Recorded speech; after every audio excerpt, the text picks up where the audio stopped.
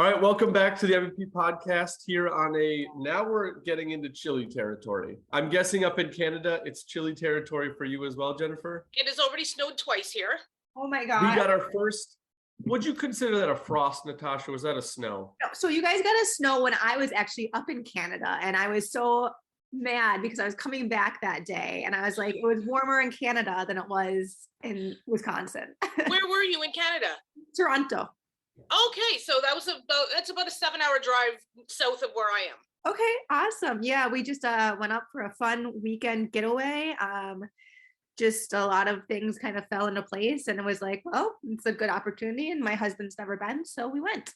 Perfect. Yeah. Good. And we've had a couple podcast guests from Toronto. Yep. Who I think I've made the claim like Toronto is the New York City of Canada. It could be looked at that way, yeah.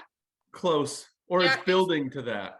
Oh yeah, because they're doing a lot of building downtown and stuff. And I think in the next 5 years or so, they're supposed to be having some really massive skyscraper towers and all sorts of stuff going up in Toronto. That's crazy. Mm-hmm. But I mean, cool to see. And it's fun to see like in 10 or 20 years from now, if we look back to photos, like I think the most glaring one I've seen has to be, it's not Tokyo. Man, what was the country? Just a massive build over 20 years. Like it was basically nothing to now they've got skyscrapers and businesses and factories and it's booming.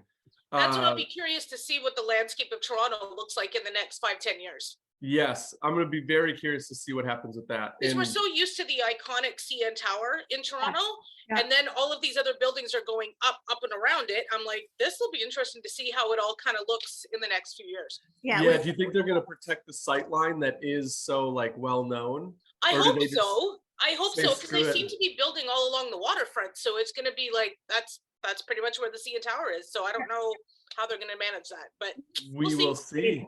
We'll see. We stayed by the CN Tower. It was really, really cool. It is very cool. And I know that the issue is that in Toronto, there's very little housing available. Yes. But housing is also super expensive in Toronto too. And so, I mean, they're looking at building a combination of affordable housing and then luxury housing and all these condo big buildings and stuff that are also going to house retail spaces and all that stuff too. So it'll be curious to see what happens in the next few years.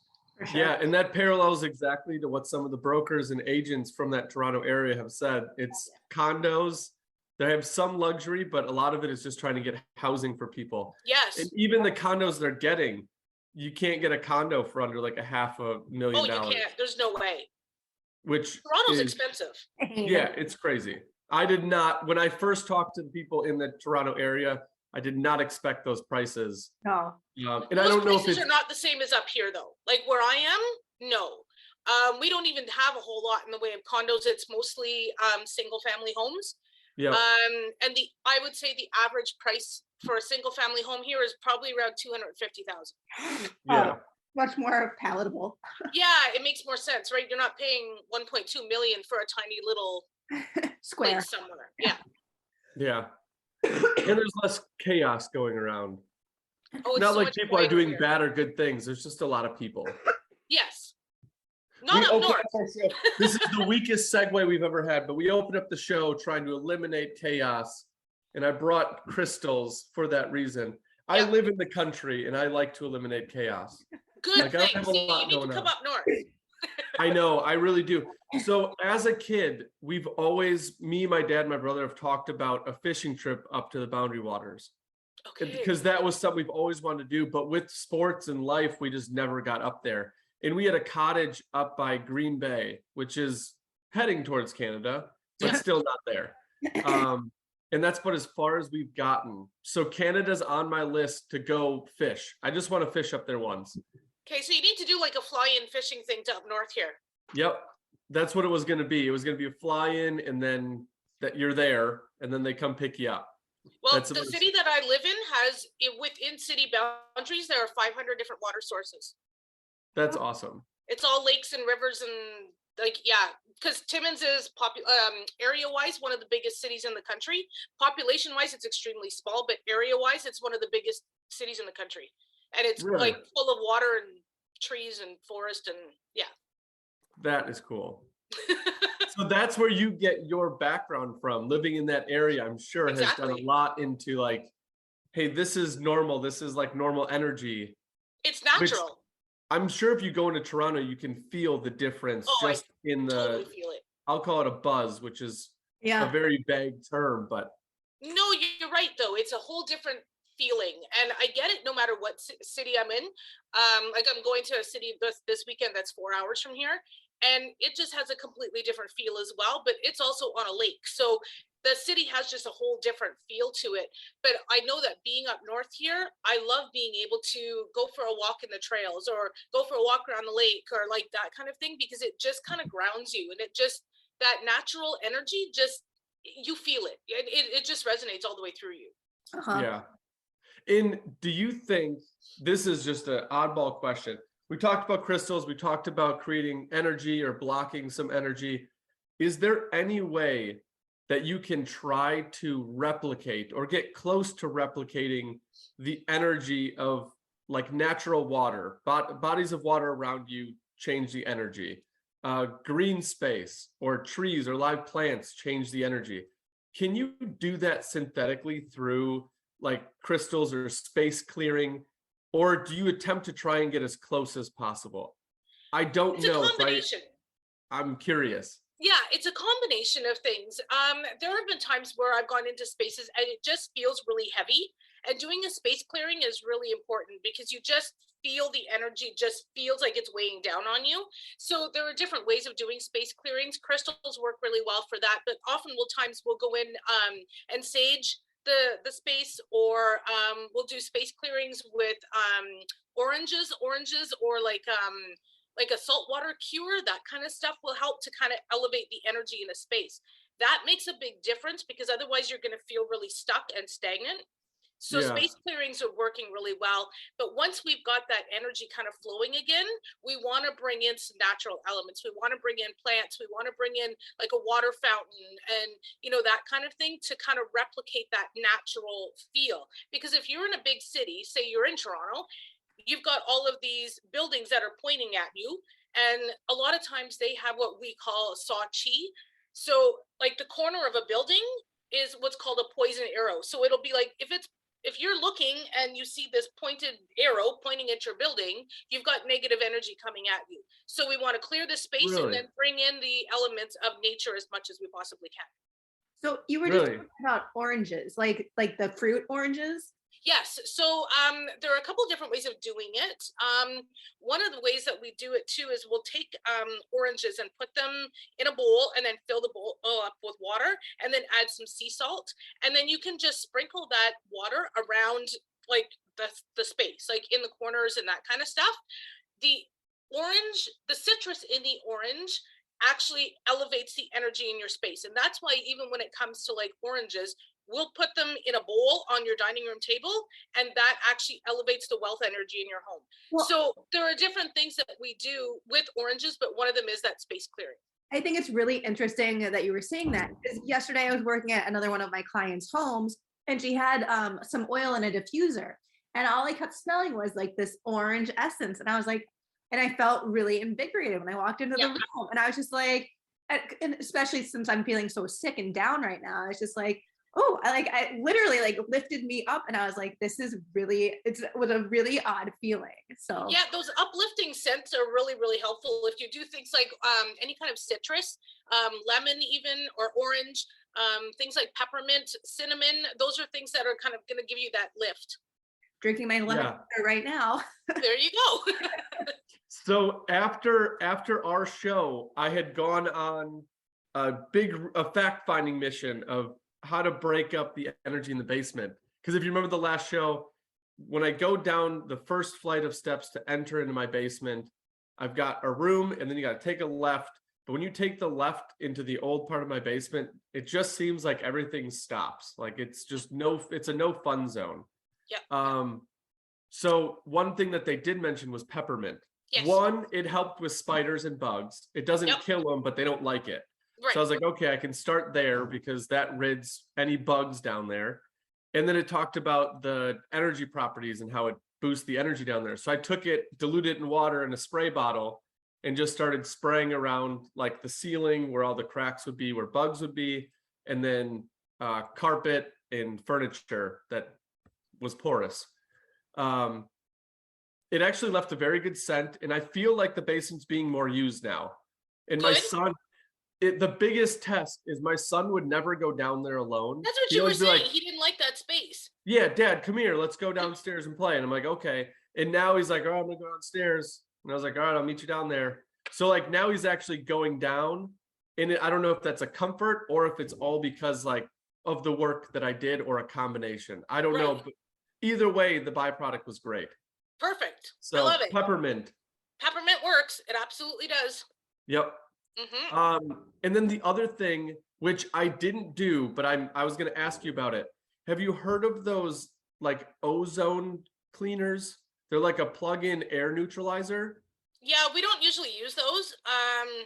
It's Thank not you. really something I've ever used in a space. No. Okay, I'm curious because so we're trying to eliminate the energy field downstairs or the negative energy. So let's plug in something to run more energy. That part I didn't Yeah, get. it kind of doesn't sit right. It's weird, right? Or am I Yeah. thinking about that incorrectly? Yeah, no, Like- that's absolutely right. And that was more used for like an odor neutralizer. So like you go in, you plug it in, it's supposed to like suck up all the Okay, yeah. odor and bad air, I guess, Yeah, and then yeah. replenish it. I've But never it's really used them in a space though. okay. I No. wasn't sure if there was any merit to it.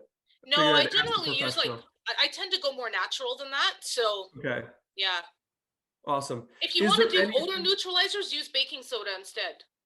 Okay, baking soda and then vinegar was the other one that was tossed out. Yeah, vinegar works too. I prefer baking soda personally, just because I feel like it absorbs better. Okay, so baking soda, is that like the technique of spreading it and then vacuuming it? Or how do You you get can. the That is one way of doing it. Yeah, absolutely, you can. Especially if you're doing it, say, like on a mattress or something. You go in to like sprinkle it on your mattress and then leave it there all day, and then vacuum it up before you go to bed at night, and then put your sheets back on. Okay. Mhm. The another wonderful thing about baking soda, Yes, I feel like it has 1,000 uses to I it. know you can use it for all sorts of stuff. Everything. Absolutely. And then the other thing that we did talk about were these crystals. Can I get you to explain what some of these are? If I can Because tell I you had on a the screen friend- what they are, yes, I will tell you what they are. So I had a friend bring these over. It was after or near our show, because I talked to her about the energy blockage. So she had brought them over. This one, which you had an idea of what you think it is. And for everybody listening, there's no labels on these. So she's coming in cold. Right, exactly. So to me, it looks like selenite. Could be white quartz, but it looks like selenite to me. And selenite is really good for absorbing negative energies. So it's really good for, I know you were talking about where you had placed it, and it's really good for absorbing those EMF energies. So we'll often put them in spaces that have that kind of energy going on. So that's probably what that is. Which is awesome. That is placed underneath my TV Perfect. right now. So right Perfect. where all of the technology is in my living room, that's where it's sitting. That's exactly where it should be. And from what I can tell, that looks like it could be black obsidian. And black Okay. obsidian is awesome as a protector. Okay. So it's Other than really the good. dog, we've got this thing. Yes. So put it at your entrance, and that'll help kind of protect the energies coming towards your house. Awesome. And that was where it was placed, kind of by the front door on this little like half wall thing I have. Perfect. Are there any other crystals that you would recommend? Because I'm thinking on my side of things where like we were talking about Toronto, very close quarters, a lot of technology, a lot of energy in one small little space. For those people that are apartment owners or a lot of doors in a small area owners, to try and get the energy to lower, because I always think about trying to get the space for these tenants to be homey. Like I don't want you to think you're living in someone else's space. I want it to be yours. You have more pleasant time of living in a space. You have more chances of staying, which is a win.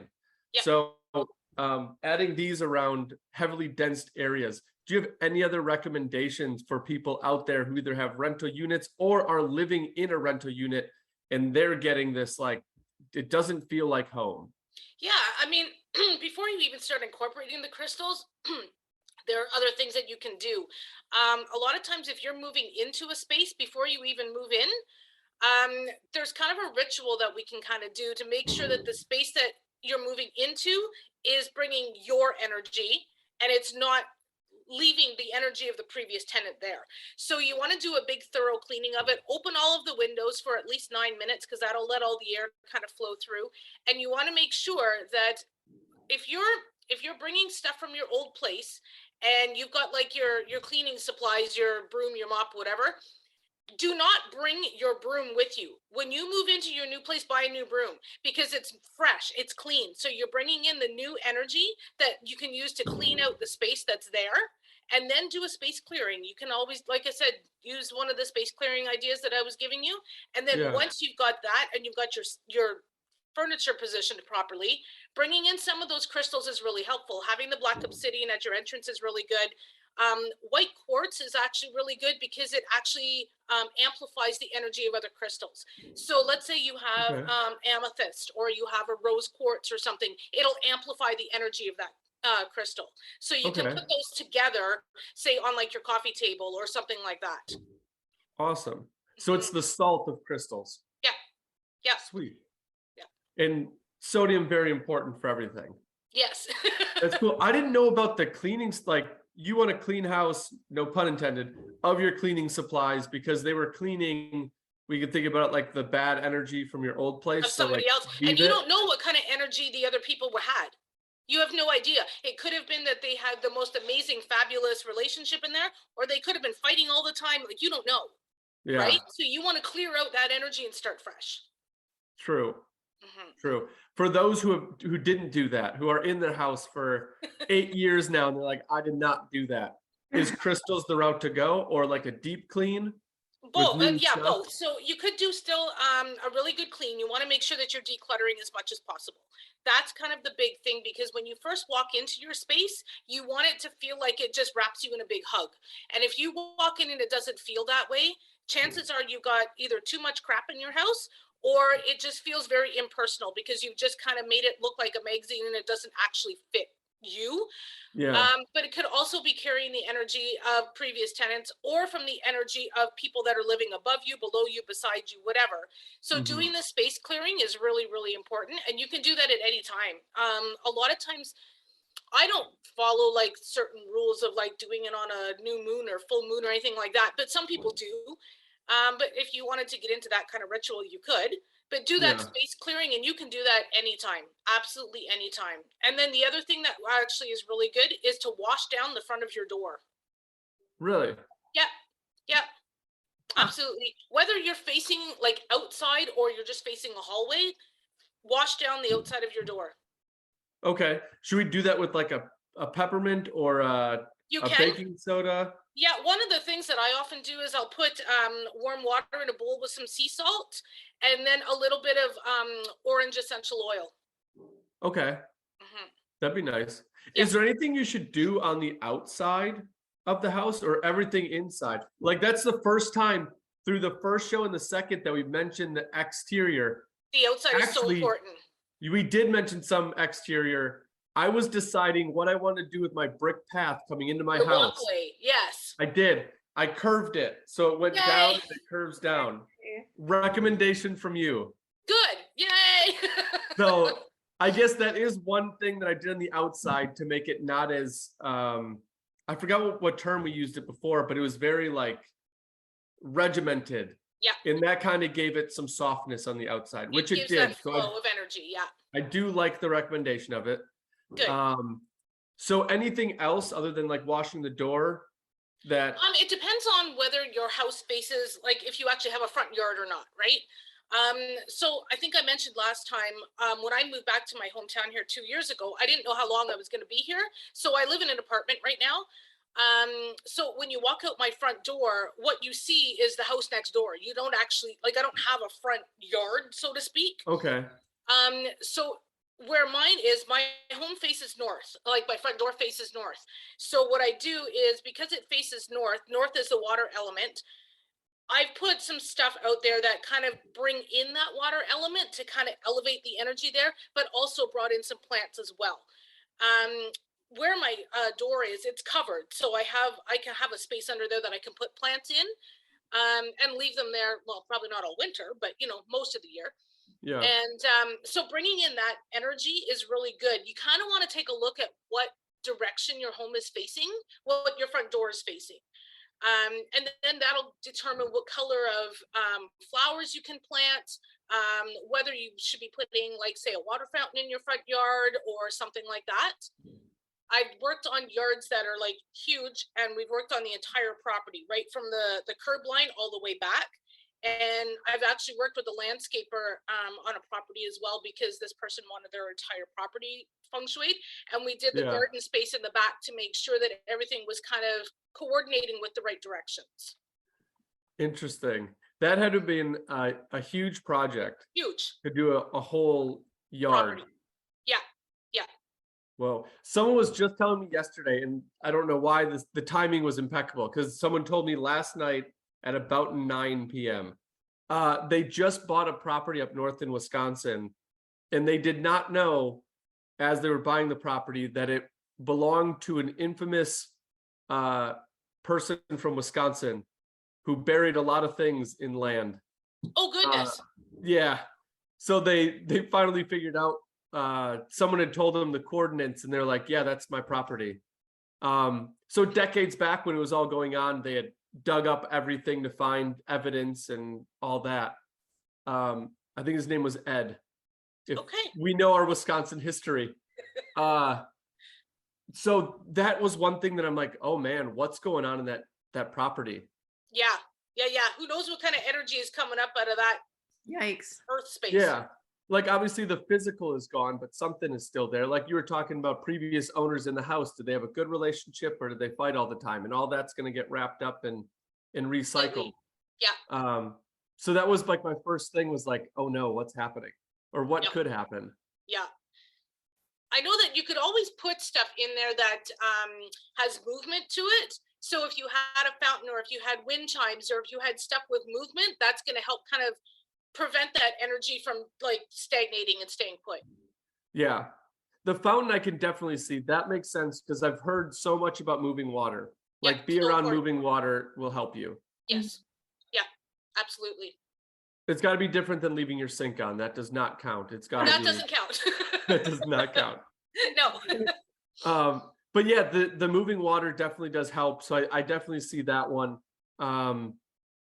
You get somehow stuck, like you're in an apartment. There's no way you can put a water fountain in your front No, I porch can't. area. No. So you got to get creative with some spaces. Oh, absolutely. And that's a lot of times where we bring in color. Color is really important, especially for certain areas of your home. I mean, like, so for example, in my front door faces north. I'm going to want to put colors that are like black or dark blue, that kind of thing. But I don't want to bring in the fire element, because the fire element doesn't work with the water element. So I'm not going to put things out there that are like bright red or purple, Whoa. There's I didn't think about colors. different cycles that we use.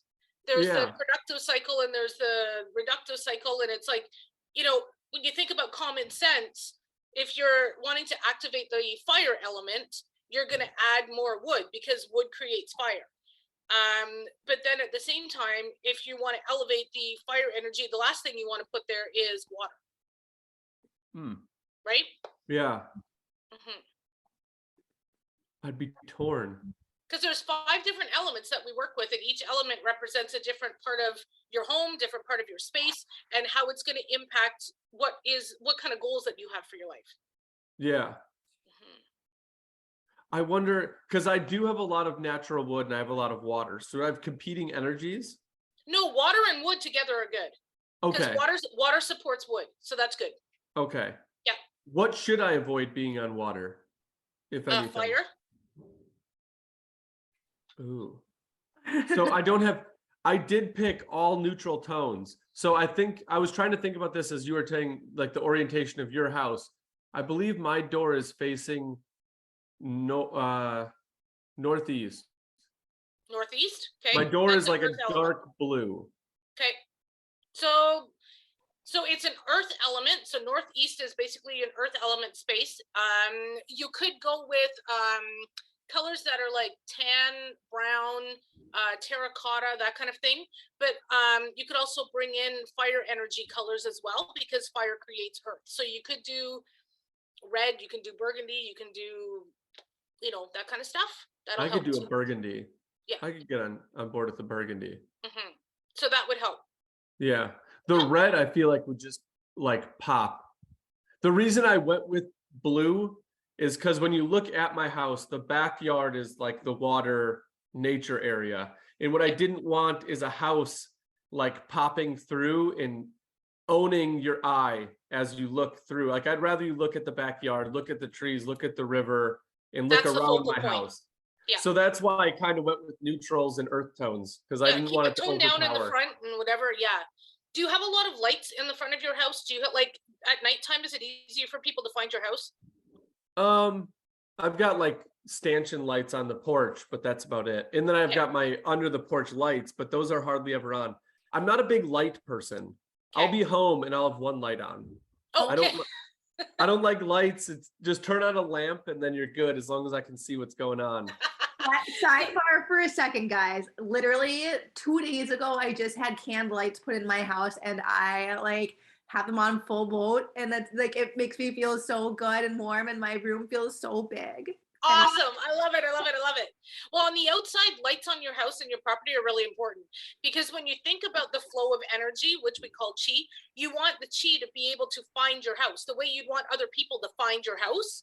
So Yeah. a lot of times, if you've got this curved walkway, which is awesome, you want the energy to be able to find its way to the house. Yeah. So having lights is really important. So I should get those little like stick in the ground solar lights at least. Good, yeah.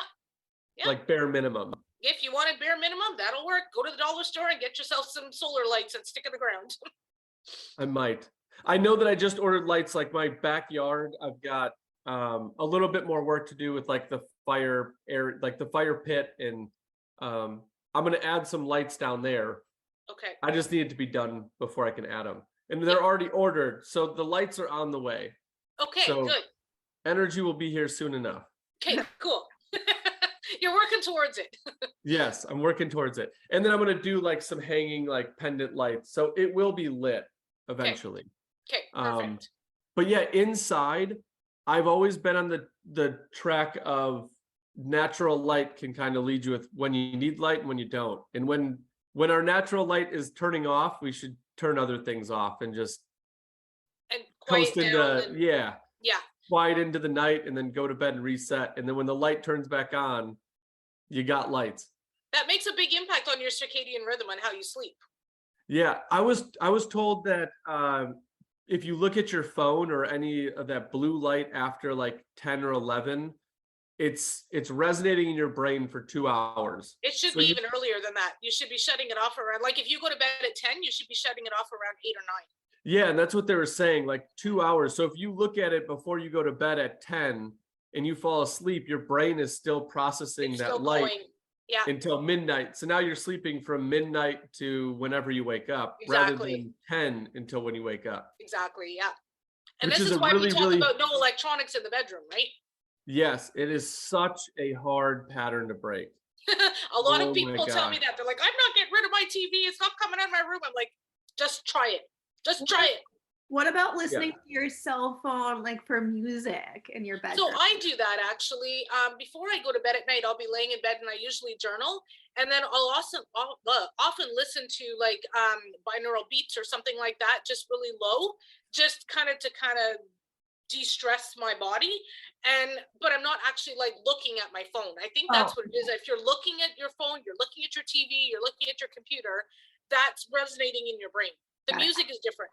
I have to drown out my day. Like I have to like physically like have all of my surrounding noise like stopped and like just focusing on like my one song on repeat. Nice. So and if that works to help calm you down, then that's better than watching Netflix till 1 a.m. Oh, for sure. Yeah, no, I'm a big baby. I go to bed at like 9 o'clock at night. Nothing wrong with that. There are days I fall asleep at like 11 when I started laying down at 9. That helps. I wish I could fall asleep at 9. Like I said, really bad pattern I've gotten into that I wish I could get back to. Like the no phone in bed, it's bad. But I found I used to do 528 hertz Okay. to go to bed, Yep. which is like a healing Yes. frequency. And then someone told me about brown noise, which I didn't know there was brown noise. I knew there was white noise, but there's also pink noise. There's different, yes, there's different levels. Yes. Do you know anything about those? Can you Not a explain whole it lot. to I don't know a whole lot layman about it. person I like me? find it fascinating, but I don't know a whole lot about it.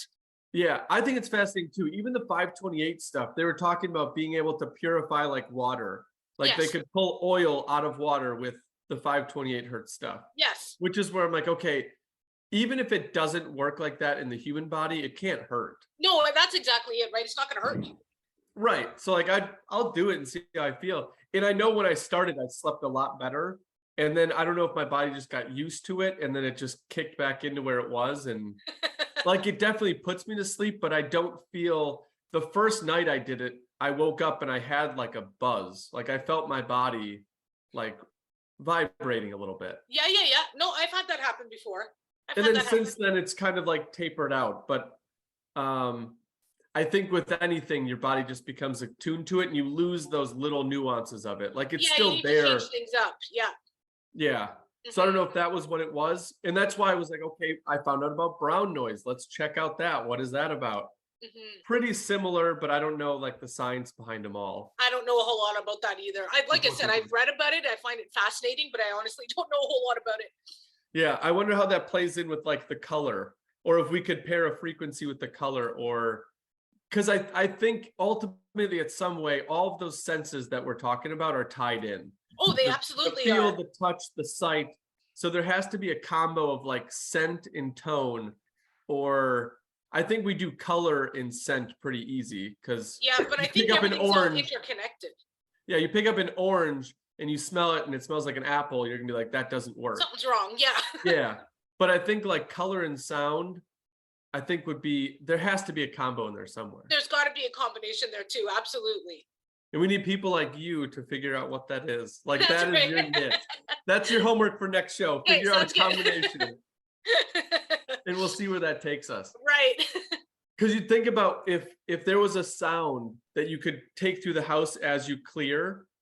Do you do that already? You probably don't do that then. Yeah, sound is actually, we do use sound a lot of times too. If you want to kind of, if there's a little bit of stale energy happening, we'll do some sound like bells. Bells work really well, or like if you have a singing bowl or chimes or something like that, sound is really good for elevating an energy in a space as well. Yeah. Yeah. And is there, I actually have a general question. I've thought of this for a while. Is there inauthentic sounds? Like, you know how there's inauthentic or off-brand like material things, like maybe it's not a sticky note, it's like a sticky square. Yeah. Same thing, but not the same thing. Is there that in sound or in crystal that could do a reverse or a bad effect to it? You know what, with crystals, you have to be careful to make sure that you're actually getting crystals and not just somebody handing you a rock. You know what I mean? And telling you that it's a crystal. That's why I tend to be a little bit skeptical about ordering that kind of stuff on like Amazon and stuff, because you never quite know what you're going to get, right? Yeah. If I'm going to buy a crystal, I want to make sure that I'm going to a reputable, crystal shop. Sound, I'm not so sure about though. I don't know. Because like I can't test if it's actually 528. I have to trust Spotify to tell me that that's 528. I don't know. You just take them for their word, I guess. I don't know. Yeah, same people with the rock that are telling it's a crystal. Right. So we'll see. Do you have a go-to crystal place that you work with? There's a place actually, it's not in town here. It's actually about an hour and a half north of here, that she sells authentic, actual genuine crystals. So I do tend to work a little bit with her. That's probably the easiest way. When I'm working with clients virtually, I try to kind of pinpoint them to different spaces, like different shops in their area that they can go to and take a look at what they can find that's genuine and real. Yeah. Because have you heard of honey? Like getting honey from a specific area helps you build the antibodies because the bees are collecting the Because pollen it's from. local. Yes. Mhm. So is it that way with crystals? Like, do you want to get a crystal from this area because that area brings you that energy? You don't have to. No, with No? crystals, you Okay. don't. No. So, I actually, when we were away, this summer, we drove out to Vancouver, and on the way back in Ontario here, we have a place in Thunder Bay that actually, they're amethyst mines. And there's a shop in Thunder Bay that actually carries amethyst from the amethyst mine. So I bought myself a nice big amethyst, and it's gorgeous. But I mean, Thunder Bay is 12 hours from here. Like it's, Yeah. it's not local, and I still love it. And it's, amethyst is really good for a couple of different things. It's really good in your wealth area. It's good for grounding and support as well. So putting it next to your bed is always good, that kind of thing. But yeah, so I bought one in Thunder Bay this summer, and it's huge. And that was called an amicus? An amethyst, yeah. Amethyst. I'm writing that down. Yeah. In fact, I have the big amethyst, and then I also have the amethyst tree. Hang on, I'll grab the tree real quick. Yeah, I kind of want to check these out because we talked so much about crystals in my like main area, but I have nothing upstairs, which is where. Okay, so that's my amethyst tree. I love amethyst. It's so pretty. And then, so the bottom of it, it's sitting on white quartz, and then there's the amethyst crystals on it. Wow. So pretty. Yeah. That is cool. Yeah, I think I need to incorporate something obviously upstairs and then in that basement area that we had talked about before where energy was just blocked. Yeah. Yeah. And the next echelon is to get into those rental units and try to implement some of this stuff in those rental units. Because for the most part, they've been faring well, like tenants are staying and they're happy, but again, always adding things as you can. One of my ideas with water was like a bird bath. Are those are okay. Does that count or not really? They're okay to a point because you want to make sure that they're not that the water is always getting cleaned. It's good if it's attracting the birds to it, because that way you have the natural energy of the birds kind of coming and going. But if it's just stagnant, that stagnant water is never good. Okay, so it's got to be moving. Yeah. I gotta drop a new plan then. You gotta either that, or you're gonna have to remember to clean it on a regular basis. As a property manager, you know that gets hard. Yeah. To keep up on all the properties. That's going to be hard. I'll research a plan B. But I want to bring water because water's been important to me. I've always tried to live near water. We live in a place called Lake Country. Perfect. So like that's one thing that I do want to bring to all the properties is some form of water because I feel like that's healthy. Water is so calming. It is so good for your well-being. I'm actually in the process of looking at some property here. It's about 45 minutes from town, and it's right on the lake too. So I'm thinking that if I can kind of get property that has a combination of the nature, right? The rocks, the trees, the water, the whole bit, I know that I'll feel really, really good in that space, and I can make the home any way I want.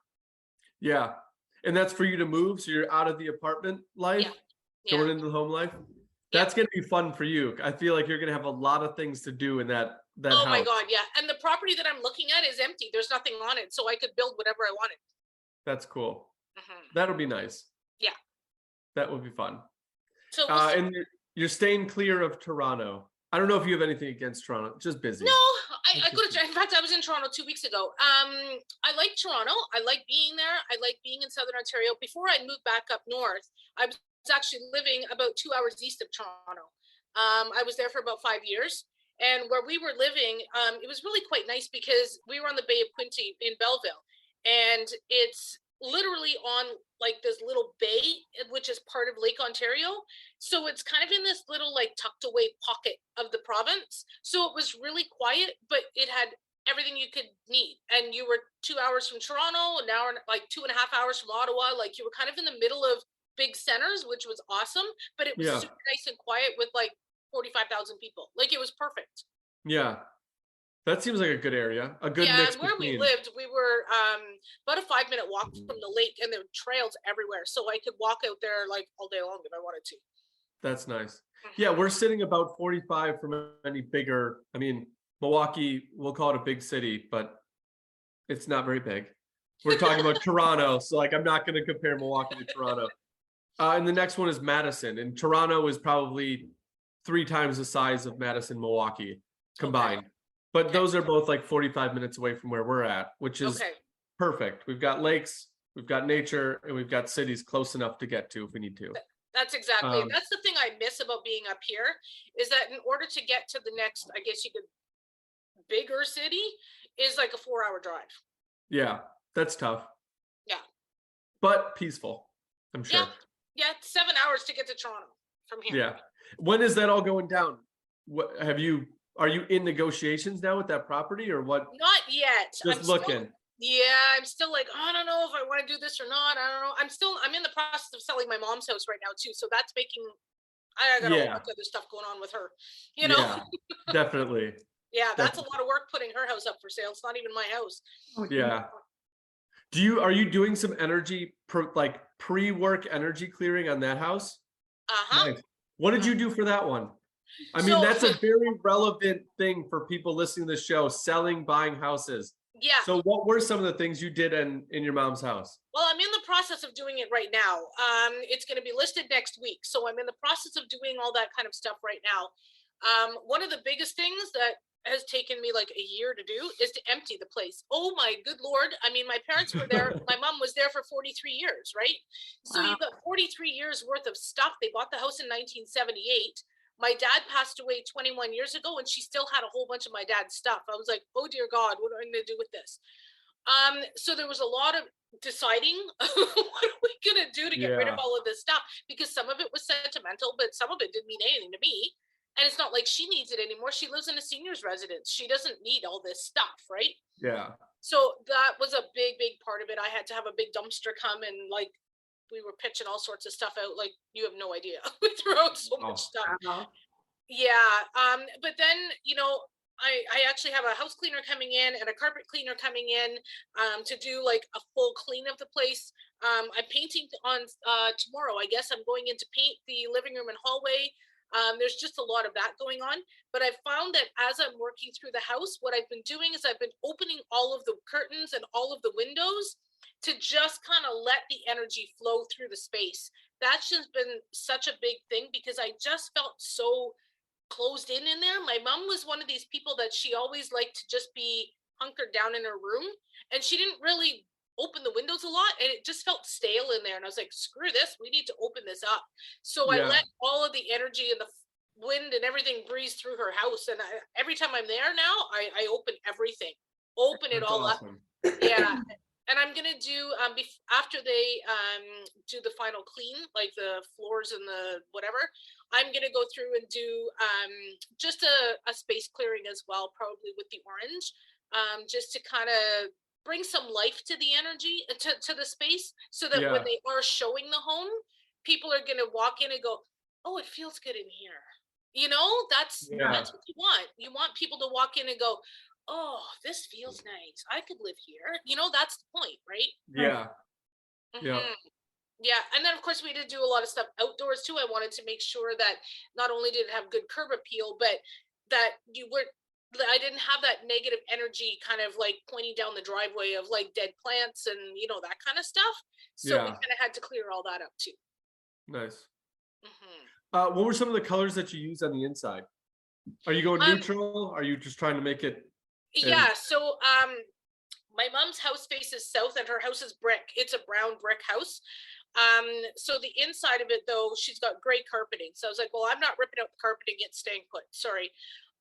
So I ended up painting the walls, or I'm going to be painting the walls tomorrow, a really, really, really light ivory, because I know that color actually works really well on camera. So when the real estate agent comes in and starts taking photos of the rooms, I want to make sure that they look good on camera. So when you list it on the MLS, it doesn't look dirty. Right. Yeah. Makes sense. That's a good idea. Mm-hmm. Very cool. It was the ivory. Because white's just going to be like glaring. But then I decided to go with a warmer white. It is the ivory because of the orientation of the house? You partly, but yeah, because it faces south, the light that's coming in through that front window is going to change the way the walls look, right? Oh, that makes sense. you know, if I were to paint that color in a different part of the house, it would look like a completely different color. Right. Mhm. So, That does make sense. Mhm. I didn't think about how the light would play into that one, oh but yeah. yeah, you know what? When you're picking out paint colors, you really want to take a look at the light reflective value, and depending on what space you want to put it in, I always recommend if people are going to paint a space to just go to the dollar store and get a piece of like cork board and paint that cork board with it. Go to the paint store and get a sample, paint it, and then take that board and move it around the room at different times of the day and be able to see whether or not you like that color during the day or at night or whatever.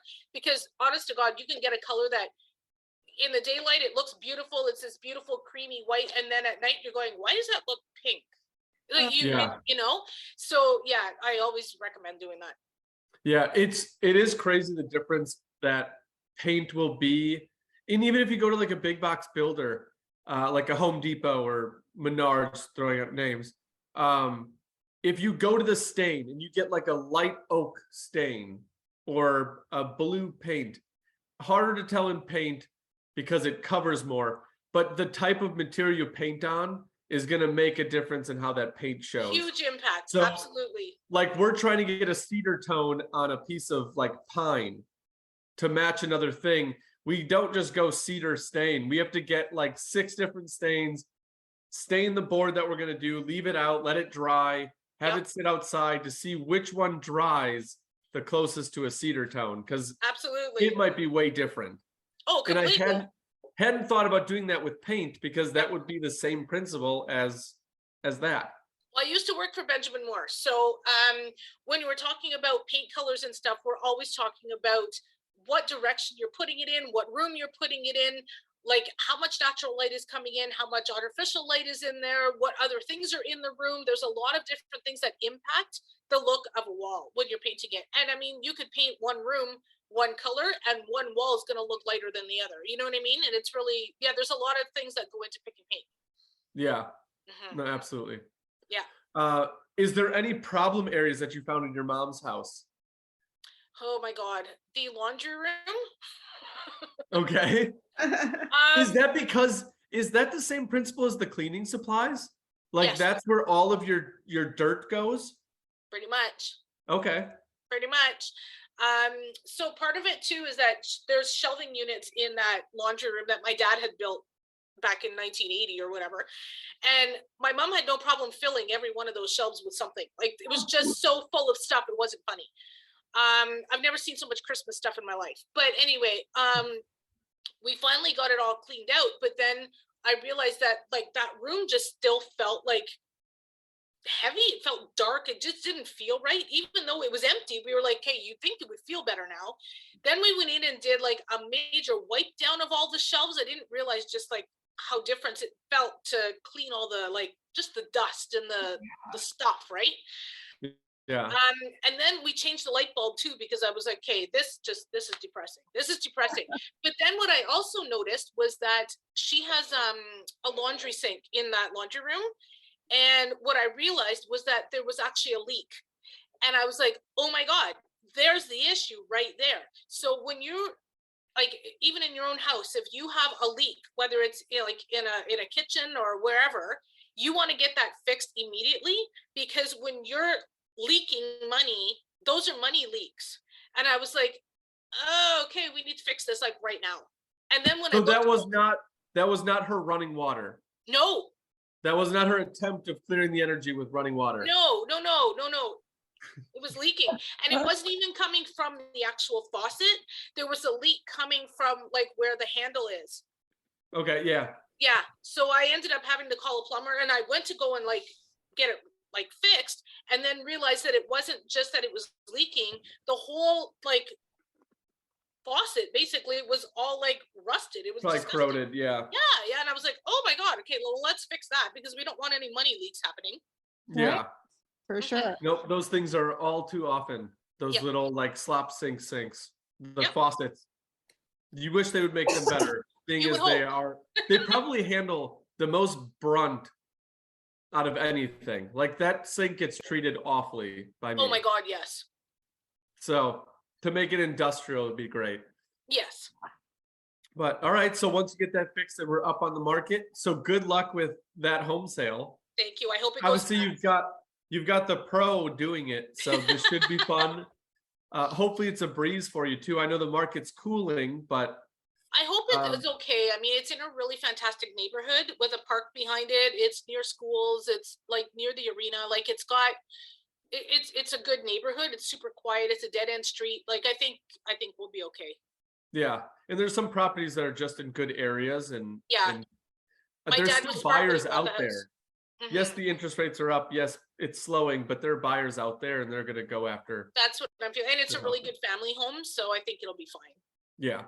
Well, Mhm. good luck with that adventure. Thank We you. we hit our hour, and I feel like I have to let you get going because you have a lot of things to do in the next couple days. No kidding. Yes, So- it's a little busy, but that's okay. Yeah, it'll go fast with you knowing what you know about what to clear, how to handle the situation. It would take me about 3 times as long to do it. A lot of calls and texts for recommendations too. So good luck with that process. Hopefully it goes well. We will check in again, I'm sure. Awesome. It's So always good luck wonderful and chatting with you. always fun, always fun. And thank you for clarifying my crystals that I had no idea. Oh, good. what You're they doing are. them right. I will put them back, and hopefully things keep going the way they are as we Yes. knock things off around here. Yes. And if you need me, you know where to find me. You know my contact information. Absolutely. Love it. Absolutely. Well, thank you very much. And we will talk to you soon. Enjoy the weekend. Hopefully you get some relaxation through the whole home sale process. I'll try. Perfect. Have a good rest of your day. We'll talk to you soon. Okay. Thanks so much. Bye.